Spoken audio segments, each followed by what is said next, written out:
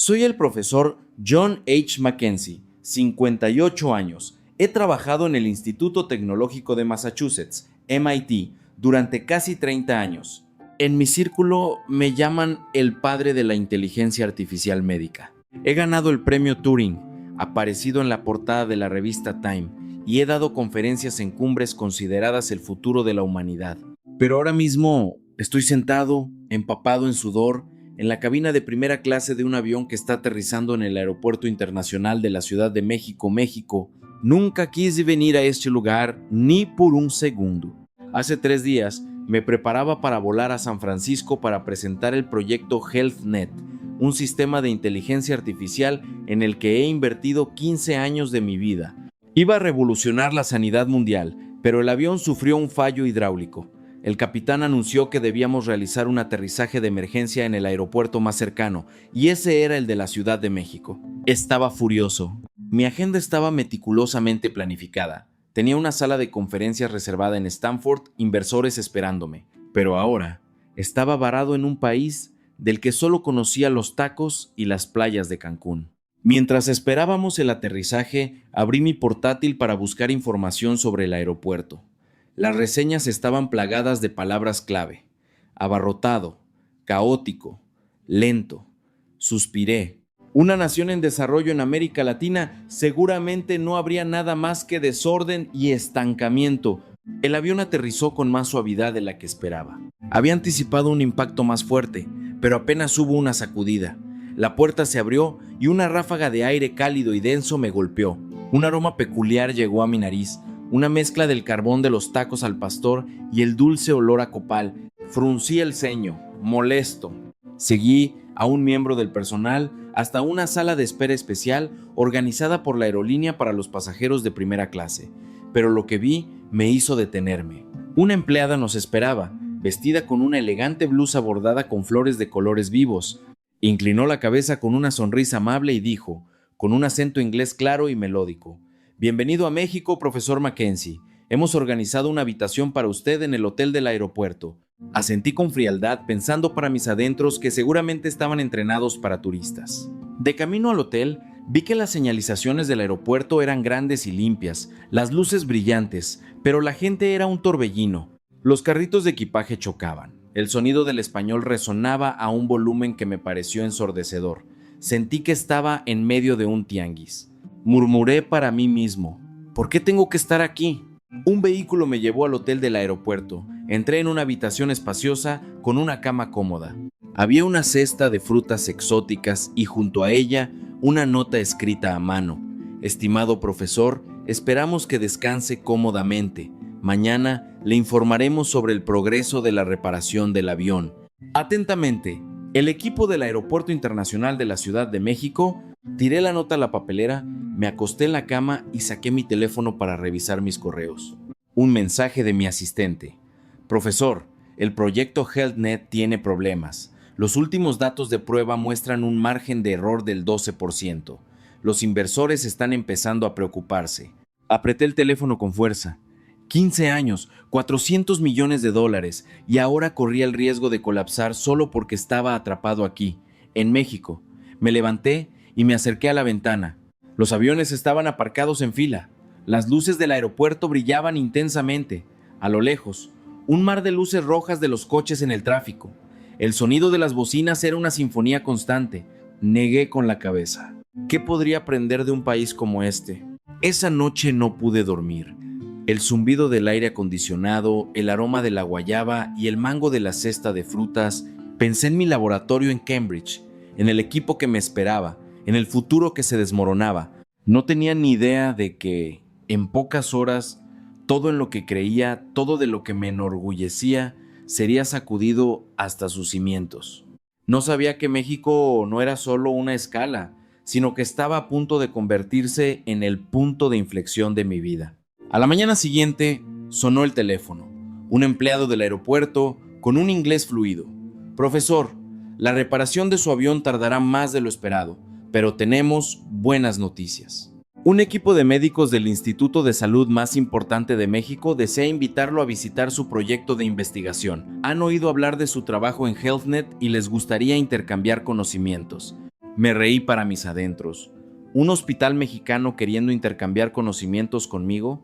Seguramente querían pedir financiación, pero como no tenía nada mejor que hacer, respondí, de acuerdo. No sabía que esa breve respuesta me llevaría a algo que Estados Unidos, con toda su tecnología, no había logrado en 50 años, y que me haría al profesor John Mackenzie romper a llorar frente a una pantalla de CNN en los próximos 3 días. Me desperté temprano, de mal humor. La luz dorada del sol se filtraba a través de las cortinas del hotel.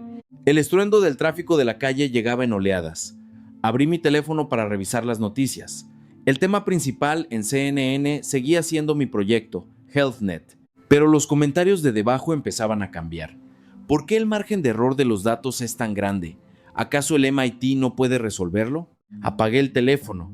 Una camioneta blanca del hospital llegó a buscarme, puntual. El conductor era un hombre de mediana edad con una sonrisa tan amplia que sus ojos se convertían en 2 líneas. Se inclinó respetuosamente y dijo: «Buenos días, profesor. Mi nombre es Ramiro. Hoy lo llevaré al Instituto Nacional de Ciencias Médicas en Tlalpan». Asentí y subí. En el camino, el señor Ramiro puso música suave de guitarra, de Agustín Lara. Un aroma a canela emanaba de un pequeño ambientador colgado del espejo. Miré por la ventana. Las calles estaban colapsadas, un caos de coches y microbuses. Motocicletas se abrían paso por espacios imposibles. El smog era una neblina densa. Fruncí el ceño. ¿Cómo puede ser tan terrible el tráfico? El señor Ramiro sonrió. Es la Ciudad de México, profesor. Pero no se preocupe, el hospital tiene un acuerdo para usar los carriles de emergencia. Estaremos allí en 15 minutos. Me reí por dentro. Un carril de emergencia. Seguramente era como en la India, solo una señal pintada que nadie respetaba. Pero entonces me quedé boquiabierto.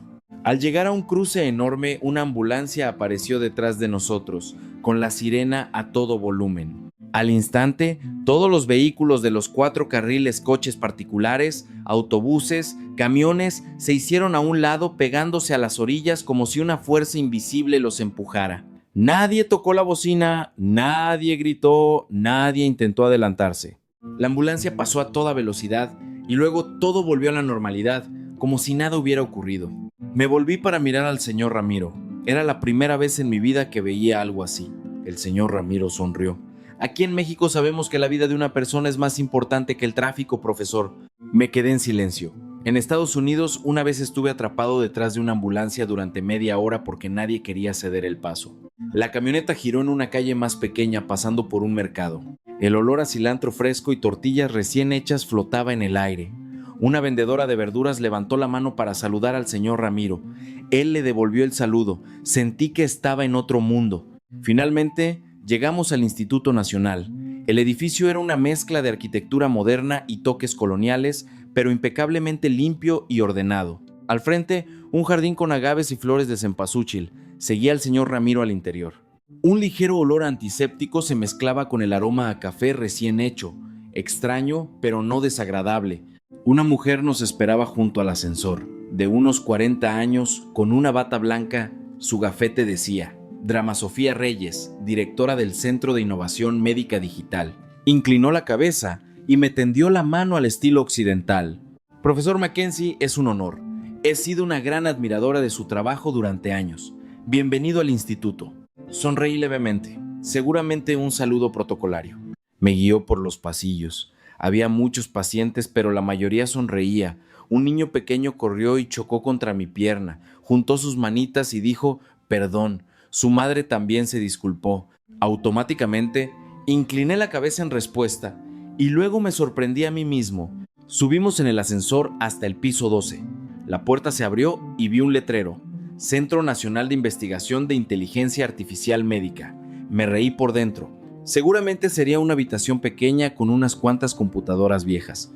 Pero cuando la puerta se deslizó, tuve que contener la respiración. La sala era tan grande como una cancha de baloncesto. El techo era alto y la luz natural inundaba el espacio a través de enormes ventanales. En el centro, una pantalla curva gigante mostraba una imagen 3D de un cerebro humano girando lentamente. Alrededor de la sala, investigadores con batas blancas, algunos muy jóvenes, hablaban en español. Pero en la pantalla había una línea de texto: red neuronal médica, el hilo de la vida B3.7. La doctora Reyes se volvió hacia mí.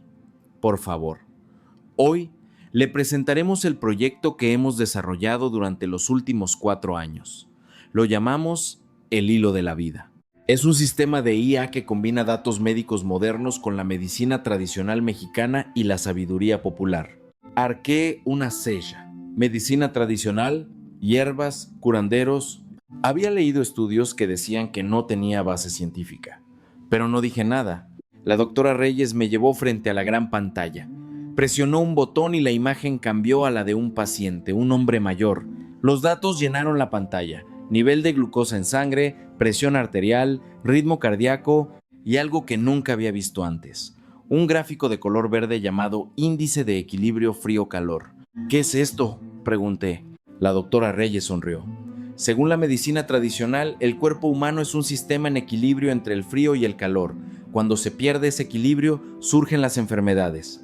Integramos esta sabiduría popular en nuestros datos biológicos y dejamos que la IA analice ambos conjuntamente. Sonreí levemente. ¿Y realmente funciona? La doctora Reyes no respondió. Presionó el botón una vez más. La imagen cambió a un gráfico comparativo. A la izquierda, sistemas de IA de Estados Unidos, incluido mi HealthNet. A la derecha, el hilo de la vida. Tasa de precisión en la predicción de insuficiencia cardíaca con 30 días de antelación. HealthNet, 87%. El hilo de la vida, 96%. Me quedé boquiabierto. Estos datos ya han sido verificados por la revista The Lancet, profesor, añadió. Los publicamos el mes pasado. Me quedé inmóvil, mi corazón latía con fuerza. 15 años, $400 millones, y este joven equipo de mexicanos lo había hecho mejor que yo en solo 4 años. La doctora Reyes se volvió hacia mí. Hemos oído que está teniendo problemas con sus datos de prueba. Nos gustaría ayudar. Si usted está de acuerdo, la miré a los ojos. Mi orgullo todavía luchaba en mi interior, pero de mi boca salió la palabra de acuerdo. No sabía que ese breve de acuerdo me llevaría a una verdad que nunca quise admitir, y que en las próximas 48 horas sería testigo de algo que me haría llorar frente al mundo entero. Seguí a la doctora Reyes a una pequeña sala de reuniones. Un gran ventanal daba a los volcanes distantes, el Popocatépetl y el Iztaccíhuatl. La luz dorada de la tarde se reflejaba en la mesa de madera tallada. Ya había un vaso de agua de Jamaica con hielo esperándome, con una rodaja de lima flotando en la superficie. Tomé un sorbo, era agridulce, refrescante, el frío me hizo estremecer, fruncí el ceño inconscientemente. Estaba delicioso. La doctora Reyes sonrió. Es la receta de la abuela de Mateo. Dice que la Jamaica debe prepararse por la tarde cuando el sol no es tan fuerte, para que sus propiedades sean máximas. Sonreí para mis adentros. Propiedades y sol, era una sala de investigación de nivel nacional o una cocina, pero antes de que pudiera decir nada, la puerta se abrió. Entraron 3 jóvenes. No tendrían más de 25 años. Vestían camisetas, vaqueros y huaraches. Uno llevaba un cuaderno, otro una taza de café de olla y el tercero un control remoto. El joven del medio inclinó la cabeza y dijo, con un claro acento de la Ciudad de México: «Hola, profesor, soy Mateo, el líder del equipo de desarrollo del modelo El Hilo de la Vida». Arqué una ceja. ¿Líder del equipo? Mateo sonrió tímidamente. Acabo de terminar mi doctorado el año pasado, pero el equipo me eligió como líder porque nací en una familia de curanderos en Oaxaca. Me quedé en silencio. ¿Doctorado de dónde? No pregunté, pero lo pensé. Seguramente no del MIT. Mateo apuntó con el control remoto. La gran pantalla se encendió. La primera imagen era un mapa de México. Puntos rojos se esparcían por todo el país. Estos son datos de 700 clínicas rurales y centros de salud comunitarios. Recopilamos datos de síntomas de pacientes en tiempo real y los combinamos con datos sobre hierbas medicinales de los curanderos locales. La imagen cambió. Un gráfico de líneas verdes se disparó hacia arriba. La tasa de precisión en la predicción de insuficiencia renal crónica a 90 días aumentó del 72% al 98% después de agregar el índice de equilibrio hídrico de la medicina tradicional. Tragué saliva. La insuficiencia renal crónica era un problema que mi HealthNet solo podía predecir con un 79% de precisión. Una joven se acercó. Me di cuenta de que llevaba una bata de laboratorio sobre un uniforme de preparatoria. Su gafete decía, Isabela, 17 años. Inclinó la cabeza y dijo con voz clara, soy pasante, ayudo a recopilar datos de los curanderos de mi pueblo. Un curandero nos dijo que las personas cuyo aliento huele a fruta por la mañana a menudo desarrollan problemas de riñón en los siguientes 3 meses. Me quedé boquiabierto. ¿Y cómo introdujeron eso en la IA? Mateo sonrió. Dejamos que el curandero hable. La IA convierte su voz en texto y luego lo traduce en una variable cuantitativa. Lo llamamos sabiduría profunda. Sentí como si me hubieran dado una bofetada. Durante 15 años había utilizado datos de los mejores hospitales de Estados Unidos. Datos limpios, caros, pero datos muertos, sin vida. Aquí, un estudiante de preparatoria conversaba con un anciano en su pueblo y lo convertía en una cifra que podía salvar vidas. Me levanté y me acerqué a la ventana. Miré los volcanes. Pequeñas nubes de humo se elevaban. El olor a pan dulce de una panadería cercana flotaba en el aire. Me di la vuelta, mi voz temblaba ligeramente. ¿Cómo han logrado hacer esto? La doctora Reyes respondió suavemente. Trabajamos como una familia, profesor. Aquí no hay jerarquías. El pasante habla y el profesor escucha. Creemos que el conocimiento no solo está en los libros, sino en la boca de quienes han estado enfermos, de quienes han curado y de quienes se han amado unos a otros. Me quedé inmóvil. En mi mente apareció la imagen de una sala de juntas en el MIT, todos con traje, hablando con jerga académica, compitiendo entre sí, citando revistas científicas, pero nadie preguntaba nunca cómo se sentía realmente el paciente. Mateo se acercó y me entregó una tablet. ¿Podríamos ver sus datos en bruto, profesor? Le pedimos permiso a su asistente esta mañana. Me sorprendí. ¿Cómo? Mateo sonrió. Su asistente dijo que si usted veía la verdad, no se enfadaría. Tomé la tablet, abrí mis datos de HealthNet. El gráfico era de un rojo brillante, error del 12%. Entonces Mateo presionó un botón. El gráfico se volvió verde, error del 3%. Empecé a temblar. ¿Cómo? ¿Cómo lo hicieron? La joven Isabela respondió.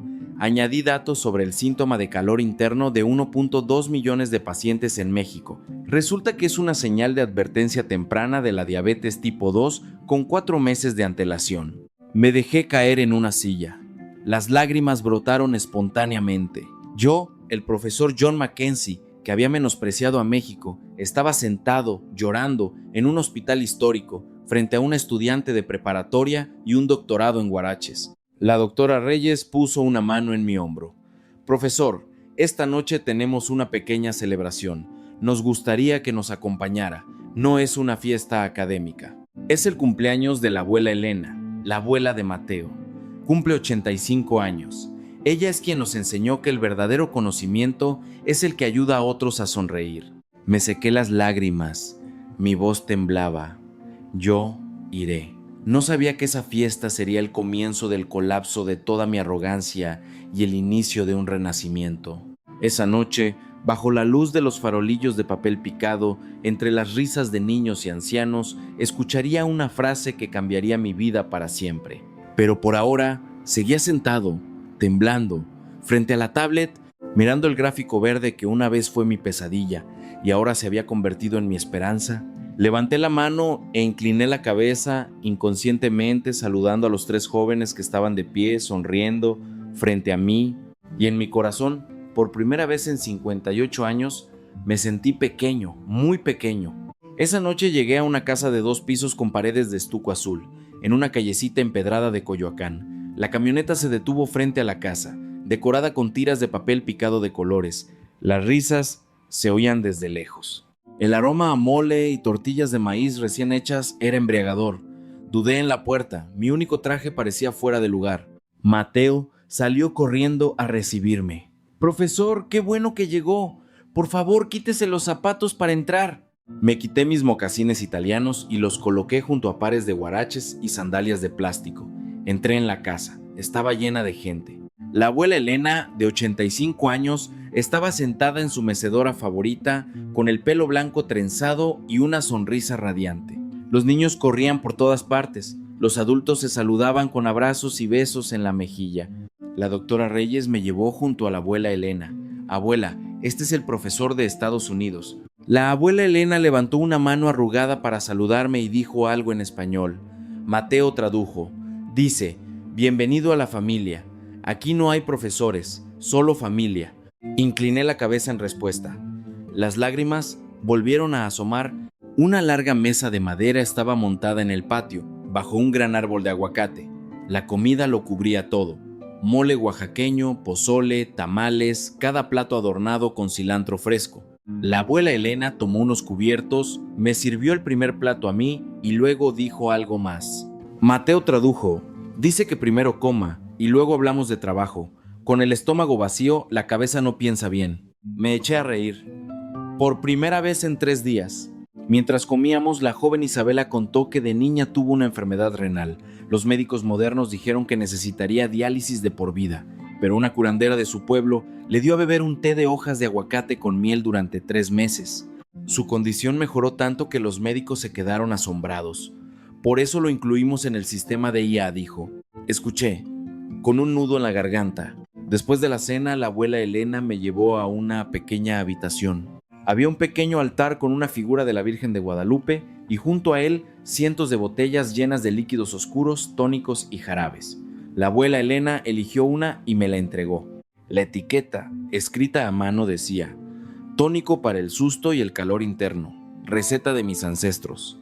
Mateo tradujo: dice que si se siente estresado o con calor interno, tome una cucharada cada día, ayuda a enfriar la mente para pensar en cosas buenas. Recibí la botella, pesaba más de lo que pensaba. Esa noche, volví al hotel pasada la medianoche. Me senté a mirar la botella bajo la luz de la lámpara. Abrí mi portátil y envié un correo a mi asistente en el MIT. Envía todos los datos de pacientes con diabetes, incluyendo los síntomas autoinformados por ellos, sin filtrar. Necesito los datos más crudos posibles. A la mañana siguiente, me desperté a las 5 de la mañana. A las 6 de la mañana estaba en el centro de investigación. Mateo y su equipo ya me esperaban. Una taza de café de olla humeante estaba lista para mí. Hoy me dejarían probar el sistema El Hilo de la Vida en tiempo real. En la sala de control, 30 monitores estaban alineados. En el centro, una gran silla giratoria. Mateo dijo: hoy tenemos un paciente real, un anciano de 72 años con una larga historia de problemas cardíacos. Nuestro sistema predice que sufrirá un infarto de miocardio en las próximas 20 horas, pero vamos a demostrar que podemos evitarlo. Mi corazón se aceleró. El anciano entró, delgado, sonriendo tímidamente, saludando a todos. El equipo empezó a trabajar. Un joven le preguntó: «Señor, ¿cómo se sintió ayer?». El anciano respondió: «Tenía mucho calor en la boca, hijo. Todo me sabía amargo y me cansaba muy fácil». La IA inmediatamente parpadeó en rojo, señal de calor interno y fatiga fácil. Advertencia de deshidratación severa en ancianos. Riesgo de infarto 92%.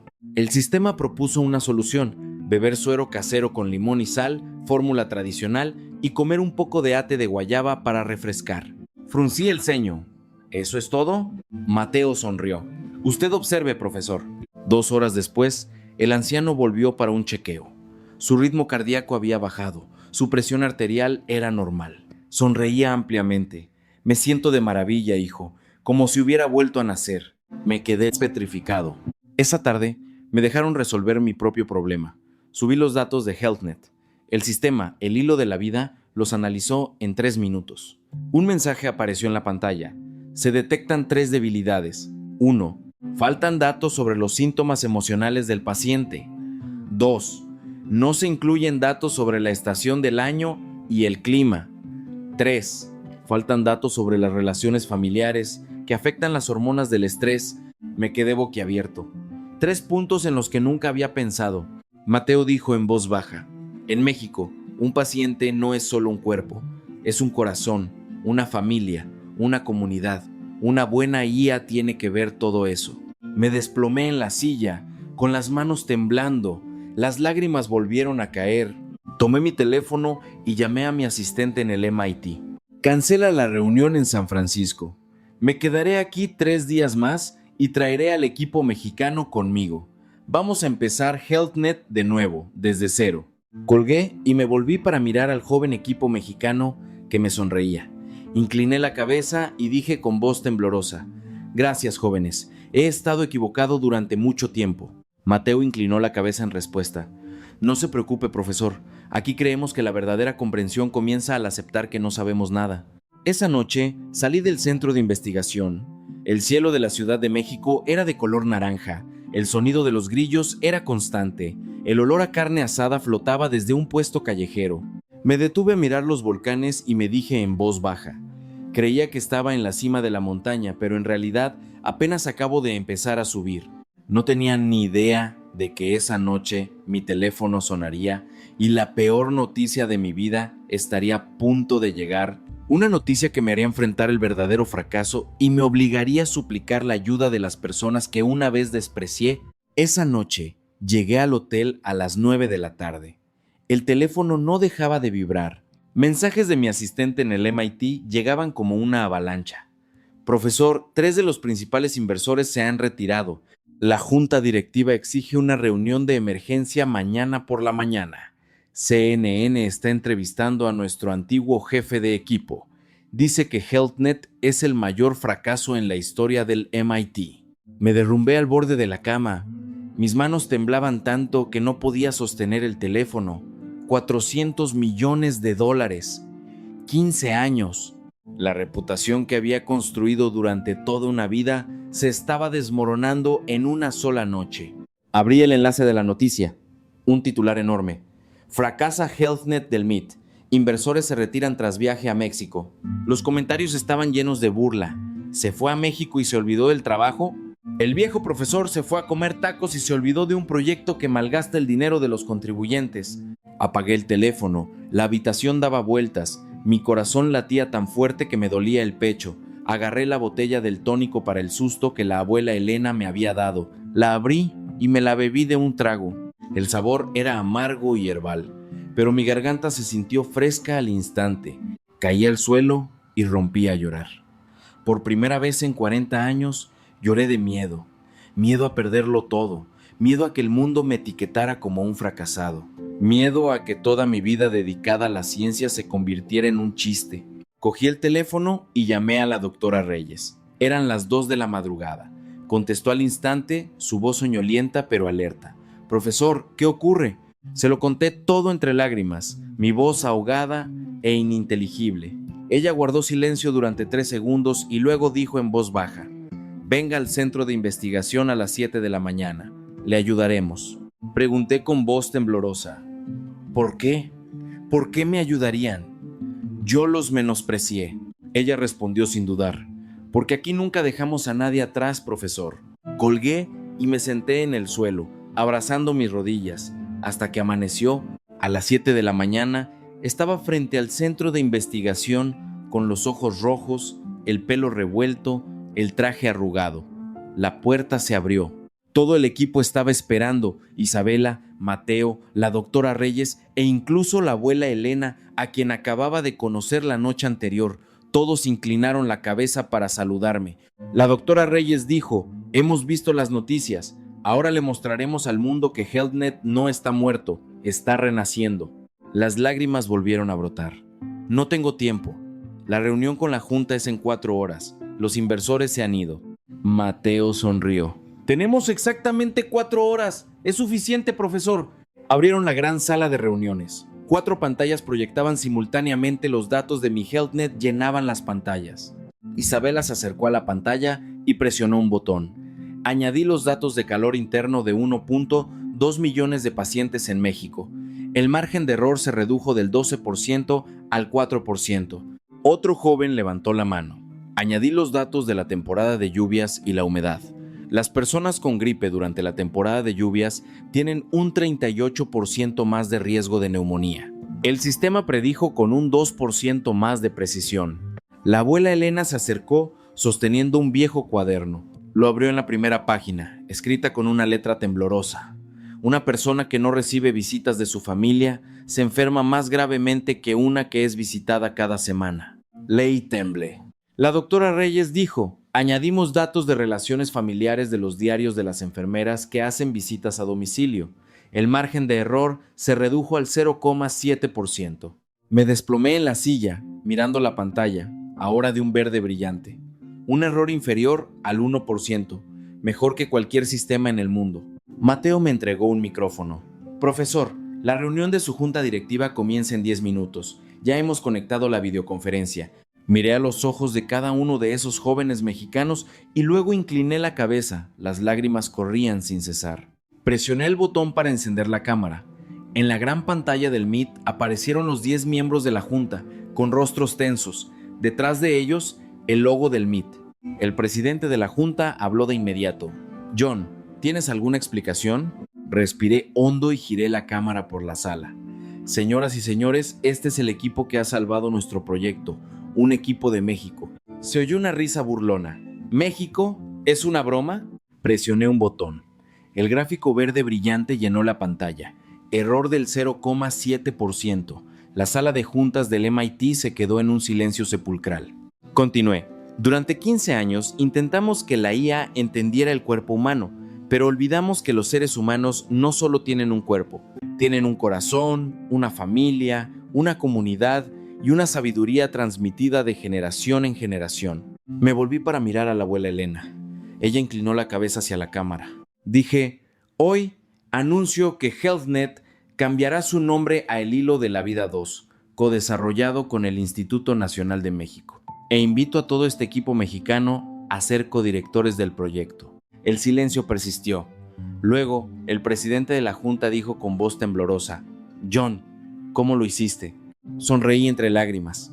No lo hice solo. Simplemente acepté que no sabía nada y dejé que los que realmente saben me enseñaran. La videoconferencia terminó. Los inversores que se habían retirado llamaron de inmediato. Querían triplicar su inversión. Caí de rodillas. Todos los mexicanos corrieron a abrazarme. La abuela Elena me dio unas palmaditas en la espalda. Hijo, no llores. Este mundo es muy grande. Hay lugar para todos. La abracé con fuerza, empapando su rebozo con mis lágrimas. Esa noche, la noticia se extendió por todo el mundo. Profesor del MIT rescatado por la sabiduría popular mexicana. CNN solicitó una entrevista urgente. Me paré junto a la abuela Elena y el joven equipo mexicano frente a millones de espectadores. El reportero preguntó, Profesor, ¿qué es lo que México le ha enseñado? Miré a la abuela Elena, a Mateo, a Isabela y respondí entre lágrimas. México me enseñó que la verdadera grandeza no se mide en dinero, ni en premios, ni en rascacielos, sino en un corazón que nunca deja a nadie atrás. La cámara se acercó a mi rostro, las lágrimas corrían por mis mejillas. Dije una última frase, pensé que venía a enseñarle al mundo, pero en realidad el mundo me envió aquí para que México me enseñara a mí. Después de la entrevista de CNN, me quedé temblando bajo las luces del estudio. Una reportera preguntó, Profesor, ¿por qué Estados Unidos tardó 50 años y México solo 4? Guardé silencio durante 3 segundos. Miré a la abuela Elena, que sonreía a mi lado, y respondí con voz suave pero clara, porque en Estados Unidos creíamos que lo sabíamos todo. Gastamos miles de millones de dólares, pero olvidamos preguntar a los enfermos cómo se sentían realmente. Aquí, una estudiante de preparatoria hablando con una anciana en su pueblo pudo cambiar el mundo. La sala de prensa quedó en un silencio absoluto. Luego, un aplauso estalló desde el equipo técnico. Esa noche, volví al hotel a las 3 de la mañana. El teléfono seguía vibrando sin parar, pero esta vez eran mensajes de felicitación. Del presidente del MIT, John, acabas de salvar el instituto, aumentaremos la financiación a miles de millones e invitaremos al equipo mexicano como codirectores. De mi esposa en Estados Unidos, nuestro hijo vio las noticias y lloró. Dijo que estaba muy orgulloso de ti. ¿Cuándo vuelves a casa? Sonreí entre lágrimas. Abrí la ventana de la habitación. El aire fresco de la Ciudad de México entró, trayendo el aroma a jazmín de un jardín cercano. Tomé otra cucharada del tónico que la abuela Elena me había regalado y me senté a escribir un correo a la junta directiva. Propuse la creación de un centro de investigación conjunto México-EE-UU en la Ciudad de México llamado El Hilo de la Vida Global y recomendé a la doctora Sofía Reyes como su directora. Presioné enviar.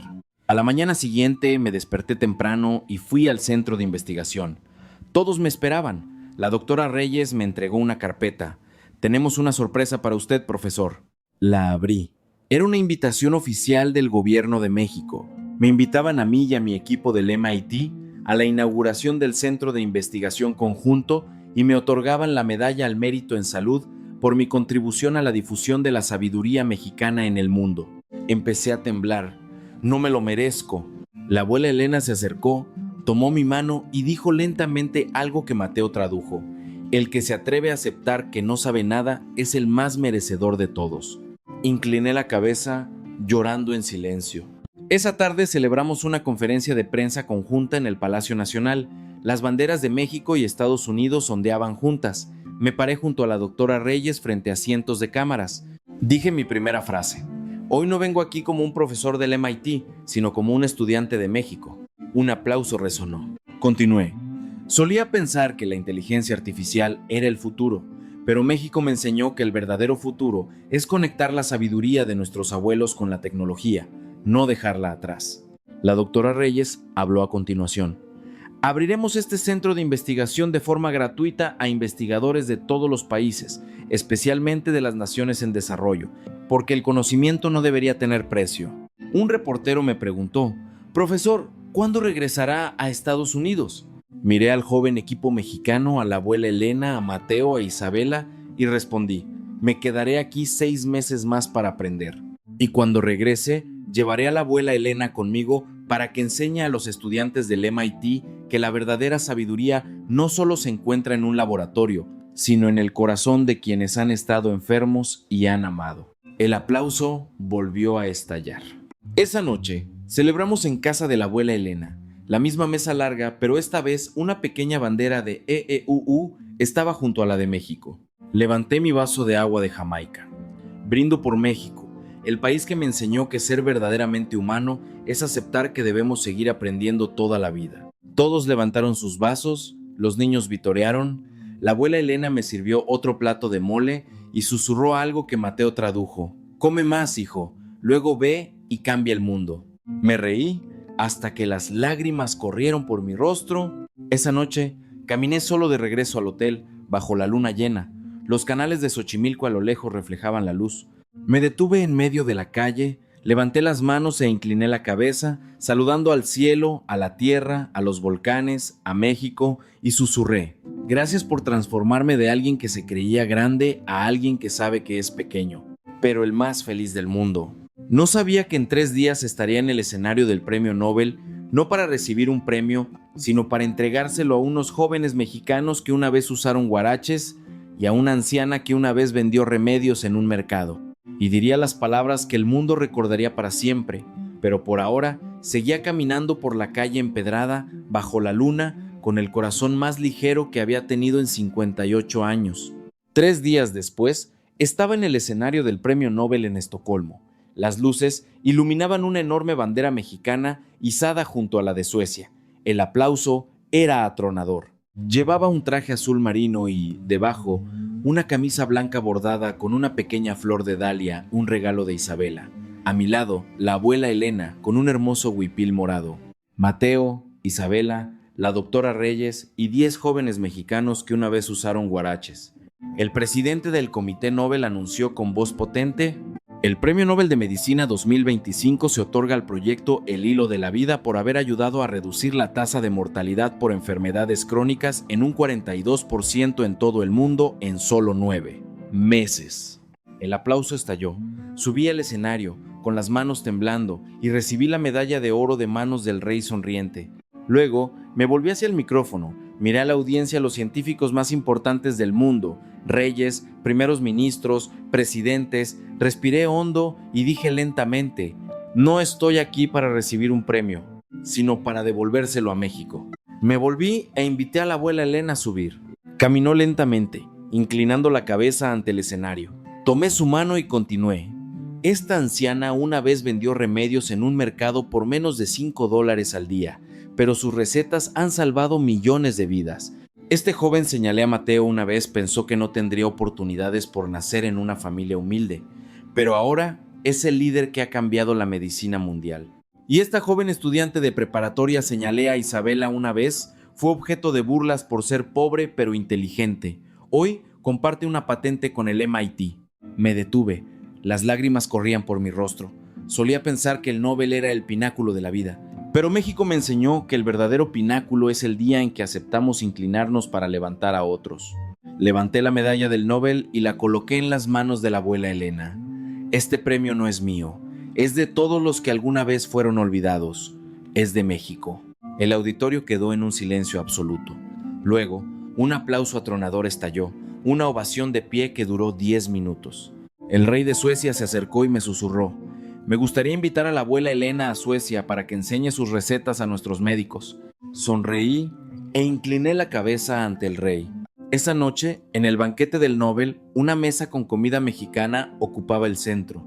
Pozole, mole, cochinita pibil, el aroma de epazote llenaba la sala.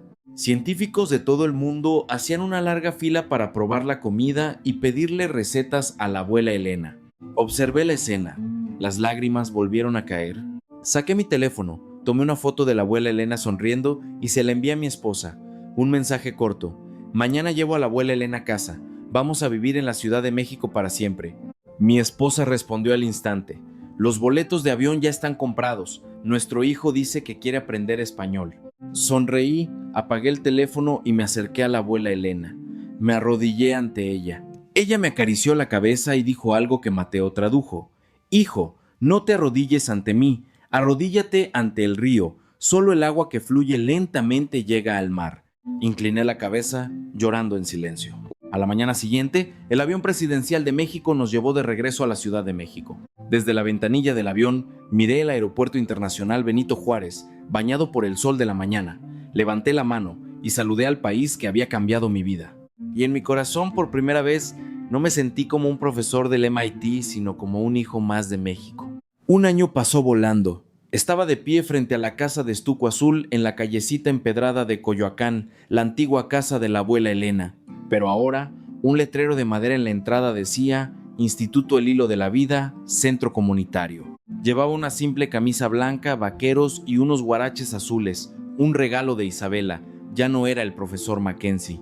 La gente del barrio me llamaba Profesor Juan, o a veces Don Juan.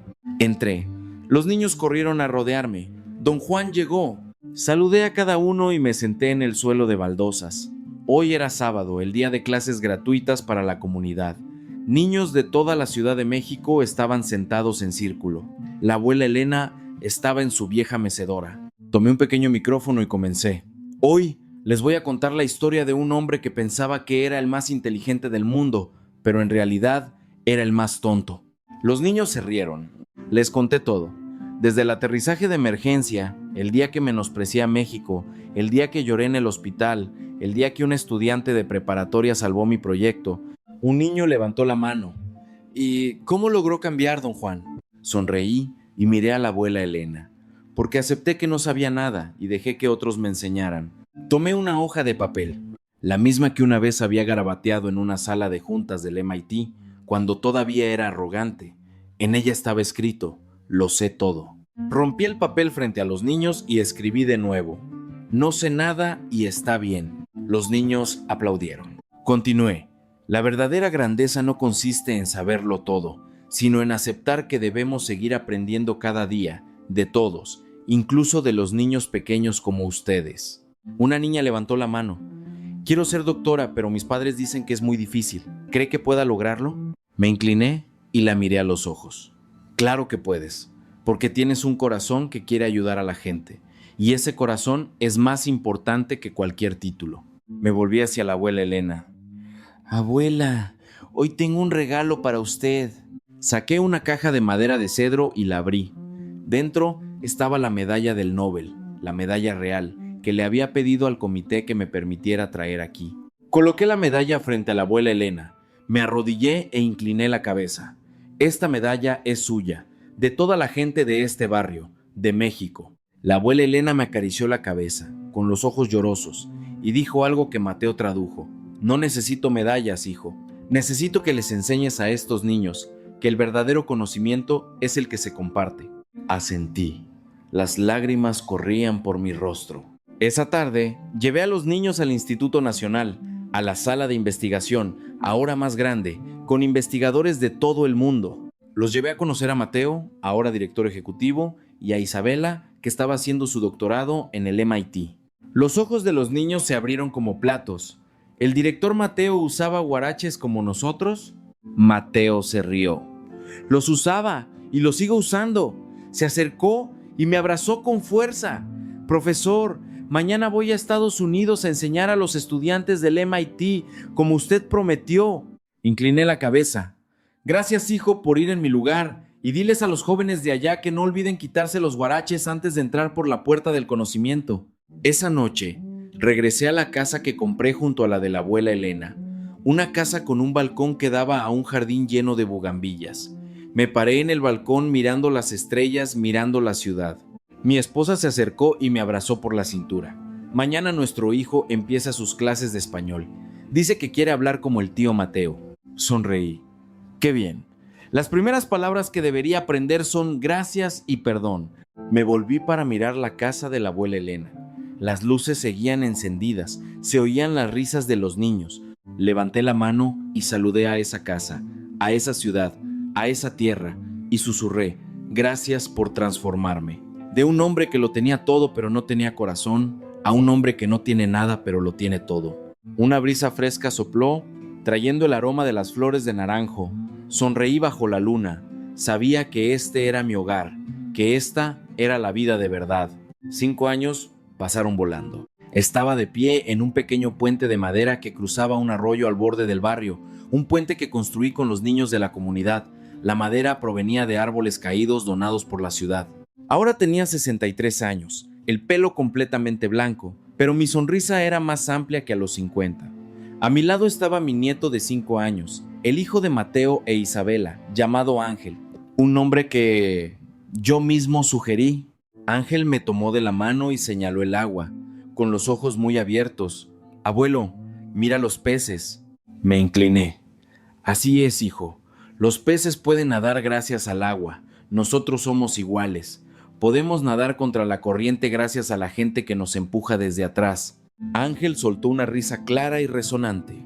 Lo llevé al otro lado del puente, a la escuela comunitaria El Hilo de la Vida que acabábamos de terminar. Un letrero de madera tallada decía Escuela El Hilo de la Vida. No tenía vallas ni puertas. Estaba abierta para que todos los niños vinieran a aprender gratis. Hoy era el primer día del año escolar. 500 niños estaban sentados en círculo bajo la sombra de un majestuoso árbol de ahuehuete. Los maestros eran los mismos niños que habían aprendido aquí 5 años antes, ahora con 18 años. Me paré junto a la abuela Elena, que ahora tenía 90 años y todavía caminaba, apoyada en un bastón tallado a mano. Tomé el micrófono y le dije a la multitud de niños, hoy, don Juan les contará su última historia. La historia de un hombre que pensaba que el mundo medía la grandeza en dinero, premios y fama. Pero México le enseñó que este mundo mide la grandeza por el número de personas que levantamos cuando nos inclinamos. Los niños escuchaban en silencio. Señalé el puente. Este puente de madera costó menos de $500, pero permite que todos los niños del barrio lleguen a la escuela cada día sin tener que caminar por el lodo. Esta escuela se construyó con donaciones de niños que una vez fueron pobres y ahora son ingenieros en Estados Unidos que envían dinero a casa. La clínica de al lado fue construida por las manos de la abuela Elena y de los niños que una vez estuvieron enfermos y ahora están sanos.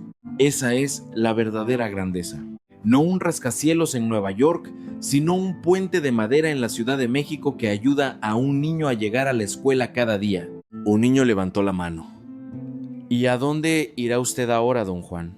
Sonreí y miré a la abuela Elena. Me quedaré aquí hasta que mis piernas ya no puedan caminar, y entonces me sentaré en una mecedora y les contaré las mismas viejas historias, tal como lo hizo la abuela Elena. Los niños aplaudieron. La abuela Elena inclinó la cabeza ante todos y dijo lentamente algo que Ángel tradujo. Dice que todos ustedes son sus maestros, porque ninguno ha olvidado cómo soñar. Me arrodillé ante la abuela Elena. Esa tarde llevé a los niños a plantar otro árbol, una jacaranda, junto a la escuela. Yo cavé el hoyo. Los niños ayudaron a echar la tierra. Ángel sostenía el pequeño árbol. Dije en voz baja, dentro de 50 años esta jacaranda dará sombra a la próxima generación, así como la abuela Elena nos ha dado sombra a nosotros. Los niños regaron el árbol, sus risas resonaban, Esa noche, volví a casa y me senté en el balcón. Mi esposa estaba a mi lado. Nuestro nieto dormía en sus brazos. Abrí mi teléfono. Una noticia. El Instituto El Hilo de la Vida se había expandido a 47 pascalices, salvando la vida de 120 millones de personas de forma gratuita. Sonreí, apagué el teléfono y miré los volcanes. El atardecer teñía el cielo de naranja y morado. Levanté la mano y saludé al cielo, a la tierra, a los volcanes, a México, y susurré: gracias por enseñarme que el verdadero milagro no es encontrar una cura para el cáncer, sino hacer sonreír a un niño cada día. Y ese es el milagro más grande que un ser humano puede crear. Una brisa fresca sopló, trayendo el aroma a dama de noche. Sonreí y cerré los ojos. Sabía que este era el final de la historia y el comienzo de la vida de verdad. 10 años pasaron volando. Estaba de pie en el mismo puente de madera, pero ahora era más ancho.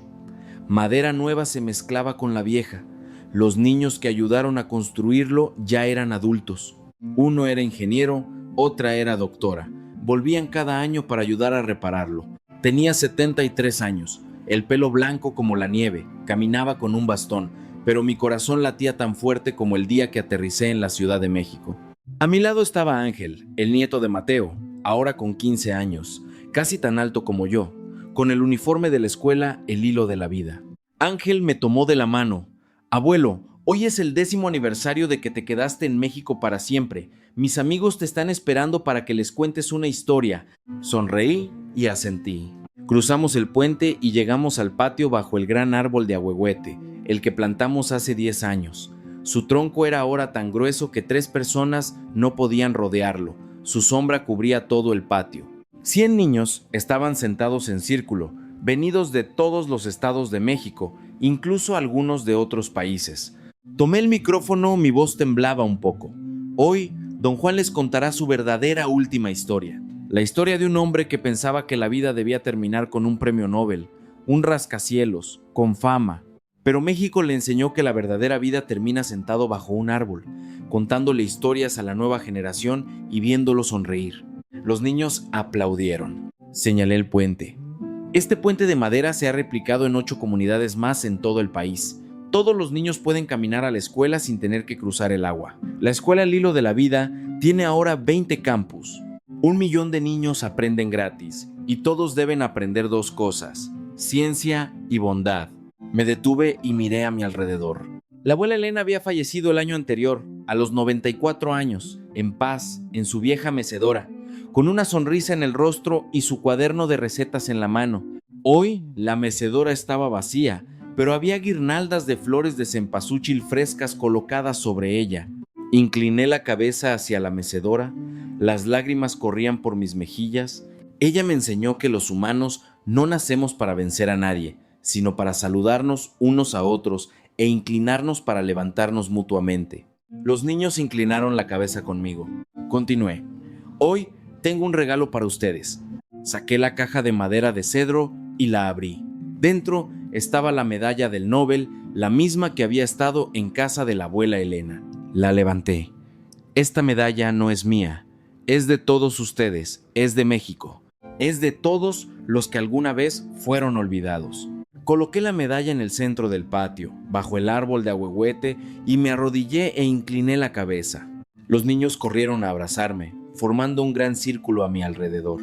Ángel se paró a mi lado y dijo con voz clara: abuelo, te prometo que construiré 100,000 puentes de madera más para que cada niño pueda ir a la escuela con una sonrisa. Le acaricié la cabeza. Las lágrimas corrían por mi rostro. Ese mediodía volví a casa y me senté en el balcón de madera, mirando los volcanes. El atardecer teñía el cielo de naranja y morado, como el primer día. Mi esposa estaba a mi lado. Nuestra nieta pequeña dormía en sus brazos. Tomé el viejo cuaderno, el que la abuela Elena usaba para sus recetas. En la primera página, con su letra temblorosa, estaba escrito: el verdadero conocimiento es el que trae una sonrisa. Debajo de esa frase escribí: y la verdadera grandeza es asegurar que la siguiente generación no tenga que empezar desde cero, como México hizo por mí. Cerré el cuaderno, levanté la mano y saludé al cielo, a los volcanes, a la tierra de México, y susurré: Gracias por transformar a un hombre arrogante en alguien que sabe lo que es suficiente y está sinceramente agradecido. Una brisa fresca sopló, trayendo el aroma a dama de noche. Sonreí y cerré los ojos. Bajo el gran árbol de ahuehuete, los niños seguían cantando. Sus risas resonaban. El milagro de México no había terminado, acababa de empezar. Y continuaría mientras la gente supiera cómo inclinarse para saludarse. Hola, soy John Mackenzie. O, ¿cómo me llaman los niños, don Juan? Y esta es mi historia. La historia de un aterrizaje de emergencia que se convirtió en un hogar permanente. Gracias, México, por transformarme. De un hombre que lo tenía todo, a un hombre que sabe que lo más valioso es un corazón completo.